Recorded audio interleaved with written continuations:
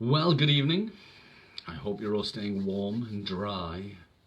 It is rather windy and wet and snowy outside, but we've survived the day so far, so there's worse things in life to worry about. Okay, so thank you very much for joining us tonight. For those of you who don't know me, my name's Mark. I'm part of the team here at Newcastle Hypnotherapy, and tonight is a questions and answer session. You can ask me anything about stress, anxiety, depression, worry, negative thought. Thank you so much to those of you, I better switch that down. Thanks to all of you who have sent us questions through today and during the week. If you're not aware, we've been doing a series this week on happiness, how to be happier, more motivated, productive. You can find that on our YouTube channel. There'll be a link in the comments shortly. We do record as many videos as we can, and then also if you do decide to become a client of mine, we do have a private members area where we give you some extra tips and things for free, and we update that regularly over time. So we've had some good questions today. I'm just waiting for a few more people to come online. So thanks for everybody who sent us questions. We love questions. Keep them coming, and we'll answer as many as we can. Also, it's great if you can share this video on your timeline or tag your friends that may benefit from this. We like that as well, so thank you for doing that. And for those of you who are serious about fixing your problems and want to do some private work with us, if you'd like to explore that idea, we do offer a free strategy call or phone consultation where we can just discuss your issues, see if we can help you look at the best way forward and take steps from there. So, first question of the day is, what are the long-term side effects of anxiety and stress? So first of all, there's anxiety, stress, depression, worry, negative thought. It's all about getting into a negative state. I'm just going to call it anxiety rather than going over those words again and again. We know that when we get into that negative state, it's not good for our health. I don't want to worry people, but there's a few things happen when we get anxious and stressed. One is our digestive system doesn't work anywhere near as effectively as it should do. So it means we can be taking all the supplements, we can be eating good food, and we can end up sort of just maybe absorbing 5 to 10, 20% of what we should be doing. So it has got some health problems there. The other side of it is it also causes a problem with our immune system. When we feel good, our immune system's much more proactive. It gets out there, it kills off all sorts of problems, it deals with things that might be causing cancer, it keeps us well, it keeps colds away. But when we get into that negative state again, people report regularly that they feel bloated, they're constantly getting colds and flu, allergies and tolerances can be higher. So one of the things that we find a lot with anxiety and stress is that the immune system and digestive system is usually compromised. There's a much bigger chance of candida and other digestive issues. What we prefer to do is to do a full food sensitivity test for you just to see what's going on, because we can become intolerant or allergic to certain foods. It can just suddenly be that wheat or dairy. We've had things like cucumber, tomatoes, lettuce, spices, would you believe. Innocent looking foods can suddenly become a problem. Once we put the digestive system right, it makes things an awful lot better, but it helps to know what's actually going on, because once we take away those foods that are slowing us down and making problems, it sorts it out. So that's part of what we do as the Anxiety Freedom Program. Other health issues with anxiety and stress is that it seems to age people faster. When the body's not in a good state, it just means it's not repairing, it's not taking the time to fix itself, and the aging process gets faster. We can become ratty, we can become irritable. Some people claim things like ME, MS, fibromyalgia are all linked to all of this. There is some evidence to suggest that I believe is right. So we know that anxiety and stress long term has other health implications. We speed up the aging, we don't look after ourselves, as in fighting off diseases as much. So really it means that we need to jump onto it as quickly as possible, because the longer we let it run, the stronger that pattern becomes. It's just a mental behavior that we do in our mind, and it gets stronger. It's usually easier to fix and quicker to fix the quicker we jump on it.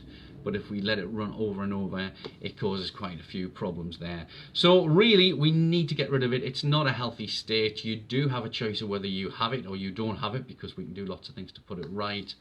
But I understand with some people, they don't want to push forward because they're kind of in pain, and it's a sensitive, difficult time for people. I know when I had it, it was bad, but then I just made that decision. I've got to get rid of this, and I did the work and sorted it out, and I'd hate to go back to that state anymore. The other side with anxiety and stress is it doesn't just affect your health, it affects the people around you. So I've had a number of clients who've come to me and said, look, I've got this, but my daughter's starting to get it now, and I don't want a 7-year-old to be dealing with this, to be going to school and having these anxiety problems. So there's two sides to this. One is you can learn the skills to get over it yourself and also to help those around you, but it does affect your kids. It becomes a program that they pick up. It also causes worry to the people around you. It puts a big strain on relationships. You know, I've had quite a few clients who've broken up with a partner or husband or wife because of that. Sometimes people around you don't want to spend too much time with you because you have that. That's understandable, because a lot of people don't understand what it is and don't know how to deal with it. So it's not just affecting you and your health, it's also affecting the people around you. And that's difficult, because then you feel more anxious about that situation going on, and it's kind of on these vicious circles. So really, I suggest find a way to put it right. Either do it yourself, find somebody who can help you. It seems daft to live with it, from my experience, when you can feel so much better without it. Okay, the next question is, how do you motivate yourself when you've got anxiety and stress?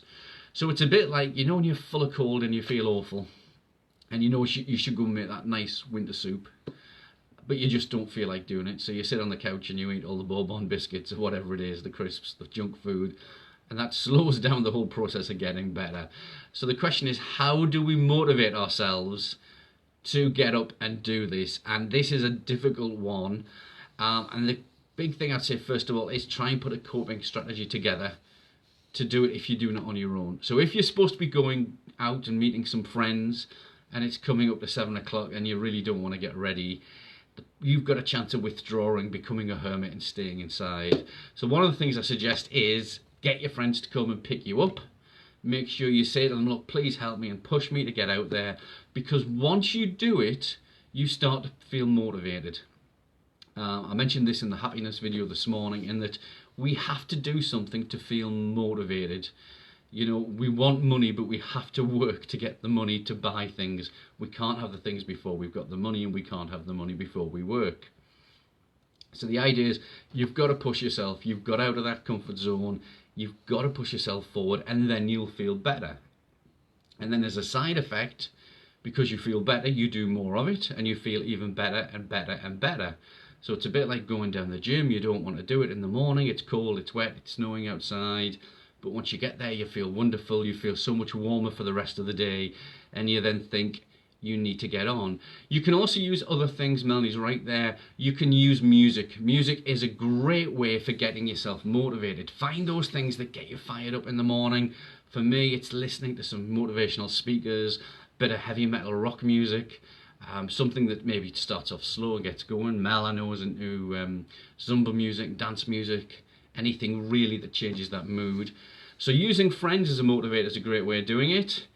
2, start using music and giving yourself rewards. You know, if I do go out with my friends, what can I have as a treat? 3rd thing you can do is set some goals. You need to have a reason why you want to make this change. You might want to sit down and plan, and we've covered this in the videos this week. You might want to sit down and plan what your life will look like without that anxiety. So for me, I looked at the things that I didn't like. I looked at the fact that they were trying to put me on disability, that I had a bad stammer, that I couldn't say the words S or K. I wasn't great with relationships. In fact, they were non-existent. I didn't think there was a chance that I'd ever find a partner and find a decent job. So there was all these negative things that were motivating me to get on. But then on the positive side was, I wanted to own my own business. I wanted to have self-confidence. I wanted to have friends and relationships. You know, I wanted to be able to look after my parents once they got older. And then, you know, I wanted to have kids.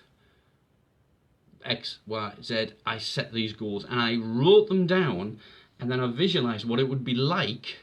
So if you imagine you've got somebody who's sitting in a chair, fed up, no friends, and he sits and he looks at everything his life would be different by. You know, he could go out, he could have friends, he could play the guitar, he could public speak, he could do everything he wanted to. You then need to focus on where you're moving to rather than where you are now. You've got to have that goal and you've got to have the motivation to move forward to do it, and that's a perfect way to motivate it. So it's worth just sitting and visualizing and then realizing how good that's going to feel. You can sit there in the morning, think about how good it would be to go out and enjoy yourself and visualize yourself doing that, and it puts you all through to that. So it is a case you've got to push yourself. It is a case you've got to push yourself. You've got to ask for help. You've got to get out there and find the right things. But the rewards are huge. They're massive when you've got anxiety and stress, because it's a horrible thing to be stuck in that gets worse and affects your health. And it kind of leads us on to question number 3. And this question is, why is there more success with a coach or somebody who's helping you than self-help? Now, self-help's fantastic, and that's how I did it. I just went to the library and I picked up books on psychology, neuro-linguistic programming, self-hypnosis, hypnosis, and I worked on it hard because at the time I don't think there was anything out there to help people. And I tried lots of techniques, and some of them worked, but most of them didn't, or I didn't understand them. Whereas if somebody had come along and held my hand and showed me what needed to be done, a coach in effect, you've got some help to do that. And really, with a lot of the change work I do with clients, it is a case that I'm coaching them. You know, I can give them the techniques. We can use hypnosis to make it easier to make the changes, give up the bad foods, eat the right foods, get out your comfort zones, but it's all the support as well in between. So the idea is that if you get stuck, first of all, you've got some audios to sit and listen to, you've got somebody to ring up and help. That little bit of extra help can make such a difference. It's exactly the same as if you want to go skydiving, which might scare the hell out of some people, but the point is, if you want to go skydiving and jump out of that plane, you're not going to do that on your own, unless you're really, really silly. It's the same when you want to learn to drive a car. You need somebody to help you to do that. All of these different things that are going on, it helps to have somebody to do it. Now, there's a huge market for self-help. Most people go out and buy these self-help books and never finish them, or if they do read them, they never put them into practice. Other people go and spend a fortune on seminars. I've heard of people going down to London and spending $5,000 on the seminar and $2,000 on the hotel and all this other stuff, or going abroad.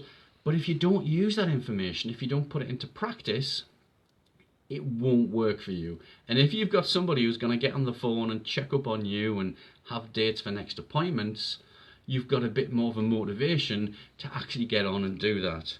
So whether it's self-help or working with a coach, you do need to start to practice these things. Practice them as much as you can, because the repetition makes it so much easier. And if you do get off track, if you've got a coach, they can put you back on track, whereas with self-help, you could be doing it and doing the wrong thing. So it's difficult there. Good to see so many of you online. Could you just do me a favor? Could you just say a quick hello and let me know that you can hear me all right? It always helps if I can get a few comments. That's excellent. So hello to Angela, hello to Helen, Marie, Suzanne. Thank you for saying that. And also do let us know where you are and what the weather's like tonight. So that was self-help via coaching. The other thing is self-sabotage is an interesting one. It seems to be a little bit more with the ladies lately. So self-sabotage is you could get yourself sorted and say, right now I want to go out there, find the right person, put all these things right, and then for some reason you go and do something totally silly, like not going out for the night, eating a bad meal, cancelling a date with somebody you think is ideal. That's self-sabotage. It happens quite a bit. I see it sometimes with clients where they come in and they start a program and then decide, I've done 3 out of 4 of the sessions, I'm fine now. And then 6 months later they're on the phone again and saying, I'm sorry, this hasn't worked for me, we need to start again. This is important. We need to set a course and follow through on it. Again, having a coach is important with that. Again, it's important having those goals, but it's worth having somebody there who can just tell you, hey, this isn't quite right. You know, it's just your body doing this, it's just your mind doing this. And it's quite interesting, actually. A lot of people report this, that when they suddenly start a new business, they start a new venture, they start a new relationship, whatever it is, a new mode of behavior, we know that we need to stick at that for about 21 days as the textbook number. But actually, we need to stick it a bit longer because we're creating these new habits and these patterns. But sometimes the body goes crazy, or the mind, whichever way you want to look at it, it's the same system anyway, and pushes us off course. So that could be where suddenly we get a rotten cold for some reason, which forces us back onto the chocolate and the wine, or it could be we find a reason not to go to the gym. It's amazing how that happens. So it's worth trying to get some help with that, setting some goals, and occasionally you can fall off the wagon. You know, there's some people go along to these slimming clubs, do really well for 6 weeks, then suddenly go berserk for a whole week.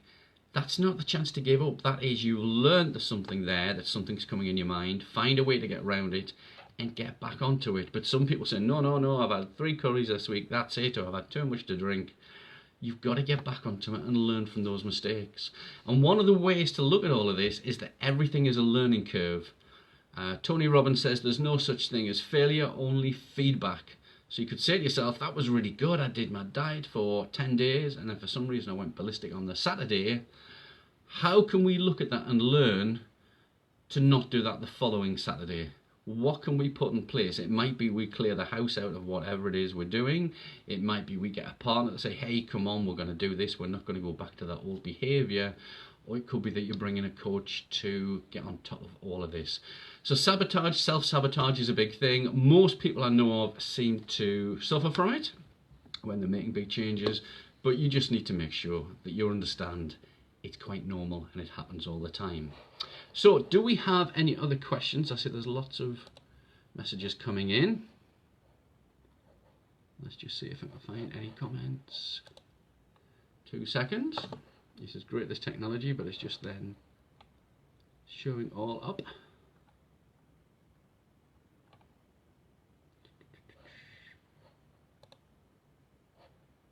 Mine is not in real time, so let me just quickly see if there's anything on here. Doesn't want to go. Come on, folks, have you got any questions at this point, and I'll answer them. So Mel says, yes, she sticks to putting music on to do some dancing. That's a great way to get you motivated. Marie's just had a tea. She's very full. Thanks, Marie. Okay. Just see if there's anything else coming in. So we've had 4 good questions there. The whole point of what I do is I try and help people who've got anxiety, stress, depression and worry to become free of it in 4 to 6 weeks, and we do really well with that. You can see a lot of those testimonials on my profile, and we do share them as much as we can.